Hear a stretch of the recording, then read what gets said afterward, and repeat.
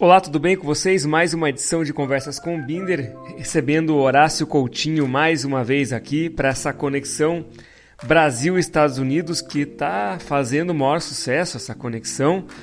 Vários pedidos de pautas, vamos atender na sequência todos que estão sugerindo para a gente. Sim, vamos fazer isso, vamos atender aos poucos, mas hoje a gente vai levar um papo, continuando até, a conversa que tivemos sobre que sabor a Califórnia tem, sobre a culinária, sobre a gastronomia californiana.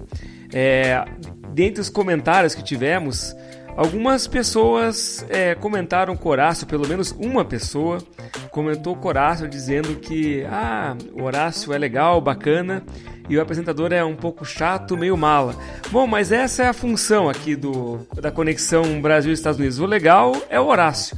Eu tô aqui para poder nos divertir também juntos com as histórias dele, que são sensacionais, e a graça realmente quem traz as notícias é o Horácio, e isso que é o objetivo da conexão, essa diversão que a gente está trazendo. Então vamos continuando, sempre eu lembro que vocês podem sugerir, mandar várias suas ideias aí, como já falei, vamos atender conforme o tempo for passando, a gente vai atendendo essas demandas que vão aparecendo. Mas você pode sugerir também para o nosso Instagram, que é o @conversascombinder, e também para o Horácio, que é o Horácio Toco no Instagram. Vocês podem sugerir os assuntos lá, tem vários temas que queremos abordar ainda. Na sequência, a ideia é que a gente fale sobre o Falcon, que é uma história interessante. Para quem não lembra, o boneco Falcon da década de 70. Mas agora vamos continuar aquele papo, né, Horácio? Sobre o sabor da Califórnia. Então, para a gente retomar os trabalhos aqui, Horácio, eu lembro que aqui no Brasil você trabalhava muito com food trucks, né, com festivais que viajavam cidades itinerantes, assim, com os caminhões e tal. Isso está virando até uma febre aqui no Brasil, especialmente na região sul e São Paulo.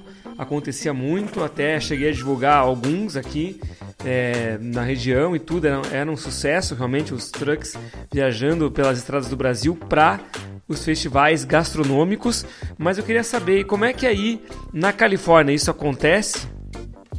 Bem menos. Existem food truck, o movimento aqui é diferente do que é aí, né? Dos festivais, até tem mais festival de cerveja do que de food truck, para ser sincero, assim. Então o movimento é um pouquinho diferente. Ele funciona um pouquinho diferente. Talvez nas grandes cidades, talvez em Nova York, talvez mais na costa leste, isso aconteça de outra forma, né? Eu fui no Texas, eu fui em um food truck park, assim, que era para parar, tinha até um movimento, mas não é uma super tendência acontecendo, né? Não é algo que está realmente explodindo, assim. Pode ser um bom negócio se você souber como trabalhar, mas não necessariamente é algo que está explodindo, assim, de o mercado, né, bombando. É importante também a gente falar da outra parte do mercado, que é o como se entrega isso, como os restaurantes, como os empresários aqui estão trabalhando, quais são as tendências que vêm. Tá, e quais são essas tendências que vêm? Aí, cara, o que acontece é que na parte dos mercados tem algumas coisas que são tendências para esse ano, eram tendências já no começo do ano, não sei de que forma isso vai afetar essas tendências, mas algumas eu acho que não vão mudar, né?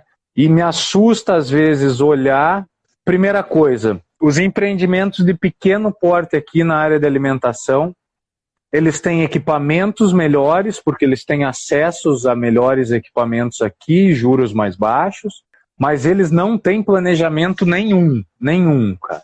Muitos dos estabelecimentos, inclusive estabelecimentos que eu dou consultoria, não tem nem ficha técnica, sabe? Tipo, então troca o... Peraí que eu tô assando um bolo aqui, eu preciso tirar que deu o tempo dele. Pô, só espero que tenha ficado bom esse bolo, Horácio. Semana passada tava passeando pelo mar, hoje fazendo bolo durante a live, durante o podcast aqui. Desse jeito a gente não vai aguentar muito tempo essa conexão não, hein? Então vamos continuar aqui, né, cara? Algumas coisas que são tendências, né? Então a primeira delas, desculpa, eu vou voltar no que eu tava falando. Então os estabelecimentos daqui não tem muito planejamento, cara. Eles não, claro, estamos falando dos pequenos empreendimentos. Eu digo muito que se o cara abrisse, eu digo para os meus clientes isso, que se eles abrissem no Brasil os estabelecimentos que nem eles abrem aqui, não duraria 3 dias, sabe? Porque no Brasil a gente acaba estando mais, porque a concorrência é maior, o mercado está mais acirrado, o dinheiro não circula, então você tem que lutar por cada cliente, né? Um cara na rua, tem 50 pessoas dando flechada. Aqui o dinheiro está circulando, as pessoas estão consumindo. Então, se torna um pouco mais, né? Não vamos achar que é só chegar aqui e abrir uma porta, né? Mas ele é um movimento um pouco mais simples nesse sentido. Mesmo nas questões de marketing digital, por exemplo, Instagram, Facebook, você pensa, Estados Unidos, as pessoas estão mais avançadas e tal. Não, os pequenos negócios aqui estão muito atrás nessas questões, cara, porque eles não têm necessidade do uso tão intenso dessas ferramentas. Mas o que me impressiona olhando para o Brasil, assim, e daí eu quero falar de tendências, é ver como a gente, pelo menos quando eu estava aí, e eu tenho acompanhado o mercado daí, não me parece ter evoluído muito nesse sentido, que é uma tendência mundial, que é você trabalhar cada vez mais com os dados dos clientes, né? Então, e trabalhar com os dados dos clientes não é simplesmente você fazer um banco de dados e fazer um anúncio no Facebook direcionado a essas pessoas. É cada vez mais você fazer parte da vida das pessoas. Isso é uma tendência não necessariamente só para alimentação, é uma tendência de customer service, de atendimento ao cliente, né? As marcas cada vez mais precisam, o branding é algo extremamente necessário hoje. Por quê? Porque você passa a ter intermediadores centrais na tua compra no mundo, né? Então, nos Estados Unidos, se eu não me engano, 80% a 90% das compras são feitas através de um intermediário que se chama Amazon.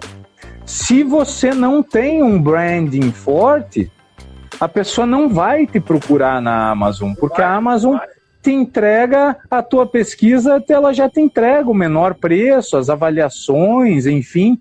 Então, cada vez mais você tem que criar uma relação com os clientes, principalmente com os clientes que já são os teus clientes, né?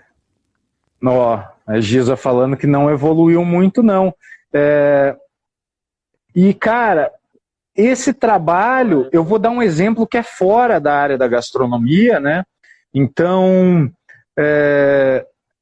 tem uma empresa de seguros que estava vendendo relógios da Apple Watch, do novo, que controla as tuas questões de saúde, batimento cardíaco, por $25 por mês.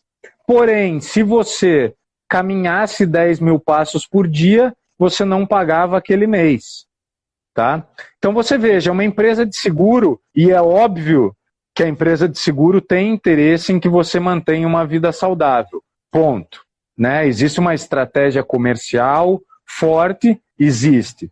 Mas é uma estratégia na qual a tua marca passa a fazer parte da vida da pessoa. Né? Existe uma outra empresa que se chama Boxed, que é uma empresa que vende produtos pela internet, alguns tipos de produtos específicos, em que a partir do primeiro mês que você faz as compras, ela passa a rastrear os seus hábitos de compra. Então você recebe na tua casa, isso por inteligência artificial, né? Então o que a gente está falando não é simplesmente uma coleta de dado para pegar o telefone da pessoa, óbvio que isso também importa, mas ela analisa o teu perfil de consumo e você passa a não fazer mais pedidos. Ela sabe quantos papéis higiênicos você usa por semana, ela sabe quanto você consome de açúcar, ela sabe quanto você consome de arroz. E num dia da semana você recebe esses produtos na porta da tua casa, né? Então, isso é uma tendência mundial. Claro, você pode pensar assim, pô, mas isso está muito longe do Brasil. Não está longe porque a gente não está fazendo. Mas a gente pode ser engolido por uma tendência dessa logo, né? Então, se você me perguntar assim, no Sabor da Califórnia, como é que é essa tecnologia? Como é que os restaurantes agem, né? Cara, eles agem muito forte. Os pequenos, como eu disse, não agem.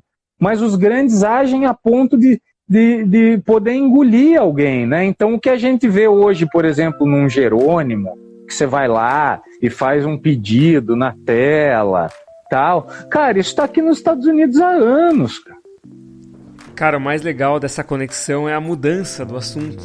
A gente começou a falar sobre que sabor a gastronomia tem, viemos parar em tecnologia e voltamos para a gastronomia, voltamos para a culinária, mas é o legal porque uma coisa conecta na outra. Então, eu acho que tudo que a gente está vivendo, essas transformações digitais, transformações na maneira de se alimentar, na maneira de viver, estão conectadas. É isso que a conexão Brasil e Estados Unidos aqui com Horácio Coutinho, diretamente da Califórnia, vem trazer. Essa que é a ideia que a gente está procurando levar para mostrar como logo muita coisa que é tendência, que já está acontecendo lá nos Estados Unidos, vai acontecer aqui no Brasil. E a gente vai ter que se agilizar muito mais rapidamente que eles lá. E são tendências. Então, essa é uma tendência de atendimento ao consumidor. Eu vejo grandes redes expandindo, cara, sem nenhuma preocupação tecnológica. E às vezes a preocupação tecnológica está só relacionada com o Instagram e com o Facebook, com marketing digital, e não é. É muito importante a percepção na questão de relacionamento com o cliente, tá? Então esse é um ponto que eu acho que é uma tendência que não vai parar, ainda mais em tempos de crise. As pessoas querem lidar com marcas de confiança, né? Outra coisa, né, como a inteligência artificial gira, e a gente é muito pouco conectado com a China, né, com o Oriente, então a gente sabe muito o que acontece com o Ocidente. Para quem não sabe, o Uber da China é uma empresa que se chama Didi, e a Didi já está avançada no que diz respeito ao carro autônomo, né? Então, cara, a Didi imagine, o que se celebra no Vale do Silício são os avanços com a autonomia dos carros, né?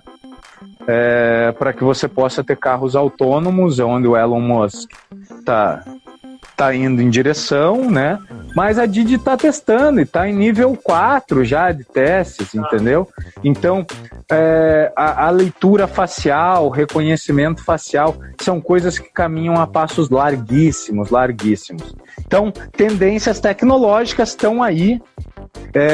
Sei que elas são mais difíceis de ser alcançadas, porque estão um pouco fora do nosso conhecimento, então são um pouco difíceis de ser alcançadas. Agora vamos para tendências, só um parênteses assim, são difíceis de ser alcançadas, mas são reais, né? Então o Zezinho da venda da esquina, ele não precisa ter um sistema de software que dialogue com isso. A vendinha no interior de Santa Catarina, que minha avó fazia compras, ele sabia que minha avó gostava de arroz, que quando chegava um músculo que ela gostava, ele ligava para ele. É isso que se perdeu e precisa ser recuperado, porque a gente só pensa em volume e não pensa mais em qualidade. Porém, essas são transformações no mundo. O volume já não serve da mesma forma que servia antigamente. E tem mais tendências aí, não tem? Outras coisas que nos parecem tendência, e o que eu sentia no Brasil era a mesma coisa, tendências que caminham a passos lentos. Não acontecem no mundo, é o caso, como eu falei que a gente ia dizer, do vegetarianismo, do veganismo, né? Essas coisas, essa busca por uma substituição da proteína animal, É um movimento intenso, cara. Não é uma coisa da gente falar, pô, abri um vegano perto da minha casa, né? As